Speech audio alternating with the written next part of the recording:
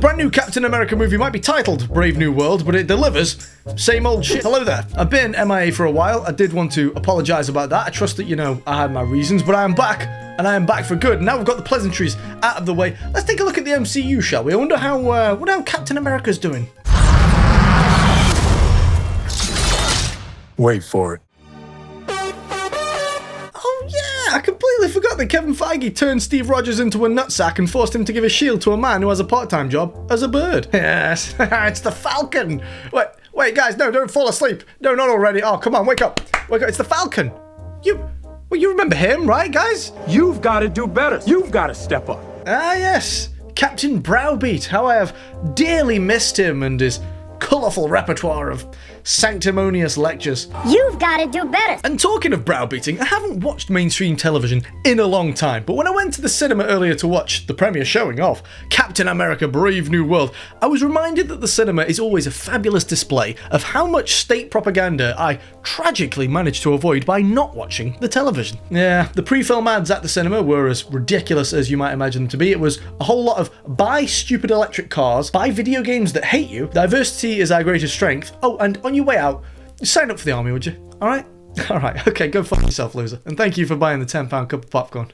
But onto the film itself. Captain America, Brave New World. Oh, I just can't wait for the sequel. Captain America, Stunning New Wings. You know, because he's kind of like half Falcon, half Captain America. But wouldn't it have made more sense for a hero known as the Eagle to have taken over the role as Captain America? You know, God bless America.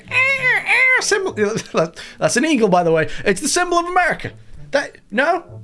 Oh, right, yeah, that would have just made too much sense thematically, wouldn't it? Sorry, I was being daft there. And the film follows Sam Wilson as he tries to wrestle the burden of the new title, Captain America, alongside rising international tensions that culminate in a scrap with a big red Hulk. And the film kicks off with Sam Wilson being called Captain by his local barkeep just to immediately remind you that he is now Captain America. Don't call him Birdman. He's not a bird anymore. He's Captain America. And you will be happy about it. And you will accept it, you swine. Now, I have been focusing on eating a healthy, balanced, and protein-based diet because muscle. Okay, I'm still working on the muscle bit, but I got the protein, okay? And that's what I want you to start focusing on with the help of today's sponsor, Factor. And Factor are here to remove all of the stress from meal planning and preparation, helping you to eat better. You simply select your pre-made meals from a selection of 40 dietitian-designed menus every week, let Factor's chefs get to work, and all you need to do is heat it up and enjoy. And gain muscle from the copious amounts of protein that you will be consuming. Their expertly crafted menu caters for any and every diet, including calorie counters, keto, protein plus. That sounds like the meat one. Get that one. Or vegan or... oh dear. Vegan or vegetarian? Each Factor meal is made with one of their real-life chefs. That's right, no dystopian machinery. Real-life people, damn it. But real talk, whether it's with Factor or not, I want you to eat more protein, and I definitely want you to eat better. Don't get stuck in the takeout trap. I've been there. It's usually unhealthy and almost always expensive. These are nutritious, chef-prepared meals you can get on the table in just 2 minutes.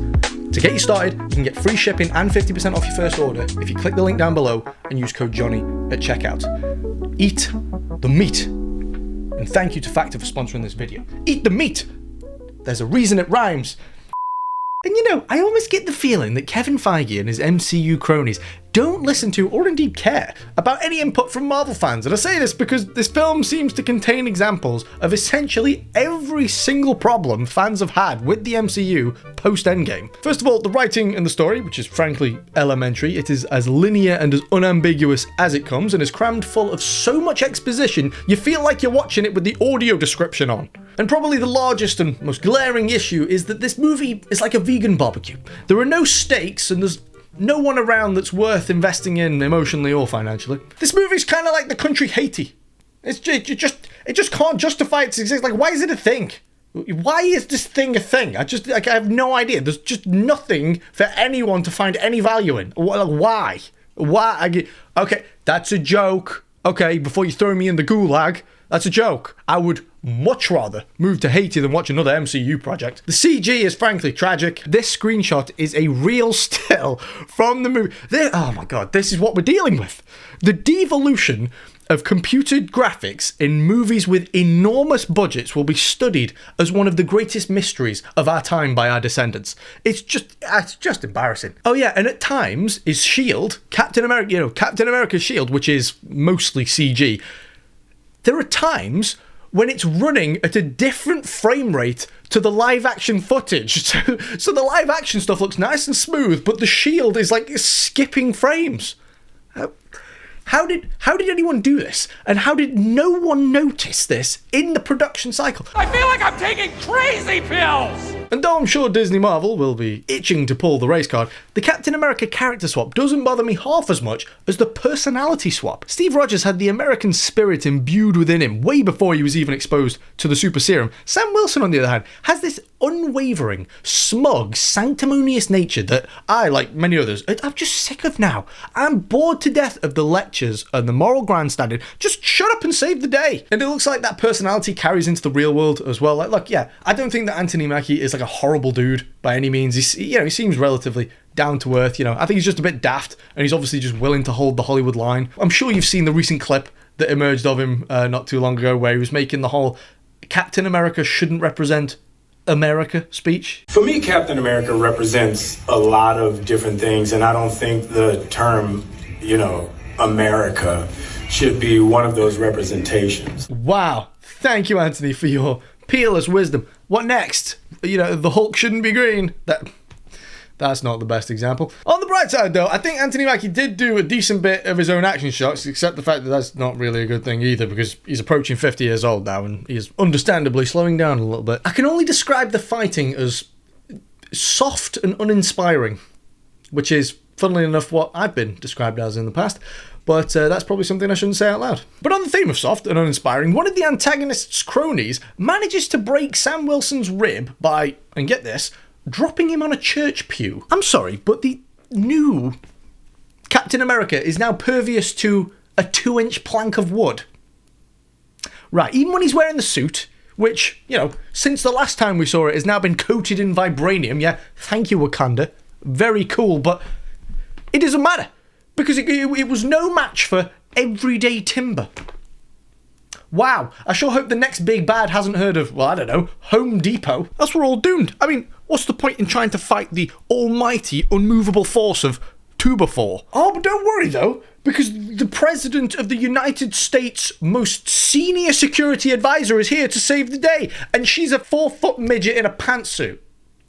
Wow, that's so cool. Look, if I'm president of the United States, I am not putting my life in the hands of someone that can only be described as resembling a novelty garden ornament. But it's not just the protagonists I have a problem with, it's the antagonists as well. Giancarlo Esposito is a great actor. Gus from Breaking Bad, legendary villain, but maybe a little too legendary for his own good. I am getting a little bit sick of seeing Gus Fring 2.0 as the antagonist in literally everything. In the same way that Pedro Pascal became the basic go-to male lead that I'm getting sick of seeing, so too is Giancarlo becoming the go-to villain. It would be nice to see him cast in just a slightly different role. Also, America declares war on Japan because of Wolverine's spine and a pack of Altoids.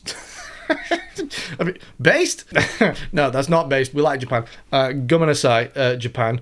Domo arigato. Okay. And yeah, I don't have access to the footage of the whole movie yet, but if I did, I would have made a compilation of each and every single time Sam Wilson feels the need to browbeat either another one of the characters in the movie or we, the audience, because it's at least 5 times. And that's 5 times more than we needed. And at one point in the movie, the US president is on one of the military cruisers and begins telling the crew, like, when and what missiles to fire. Like, they've got these incoming missiles, and he says, fire the anti-missile missiles, or whatever he calls them.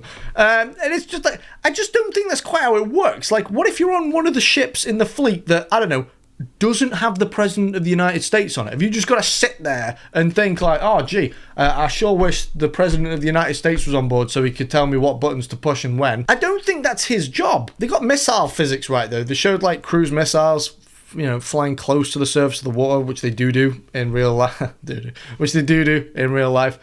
avoid detection and deletion. So there you go. People who say I never say anything positive. Good boomsticks. Well done, movie. And at one point in the movie, Sam Wilson almost flies a jet plane into a Japanese warship.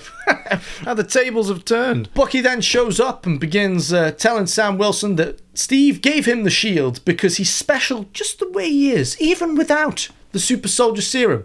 Oh, wow. Oh, thank you, Disney Marvel. Oh, that's so epic. So cool. Oh, yeah, and the big bad, Brain Noodles, Samuel Stearns, he looks like your average Reddit user.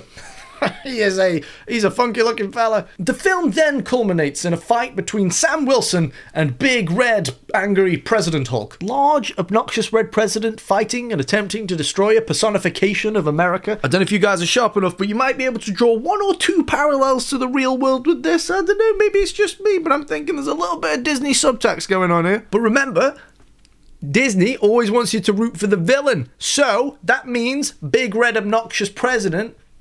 Good. He's out here draining the swamp, baby. And if you're wondering, yes, of course, this new modern Captain America browbeats Red Hulk into submission. No joke. He just stands there, talks to him, and shames him into calming down.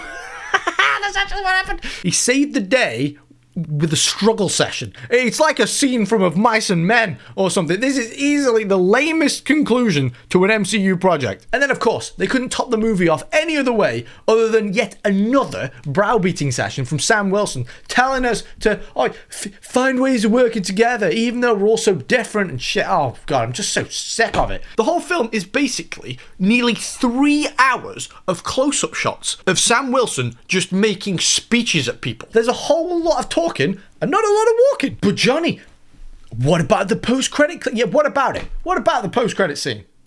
It's just 30 seconds of them telling us there will be more Captain Browbeat. Oh, wow. Really? No way. Are you telling me that Marvel is going to put Captain America in another movie? There's just no way. They never reuse or overplay certain thank you, Marvel.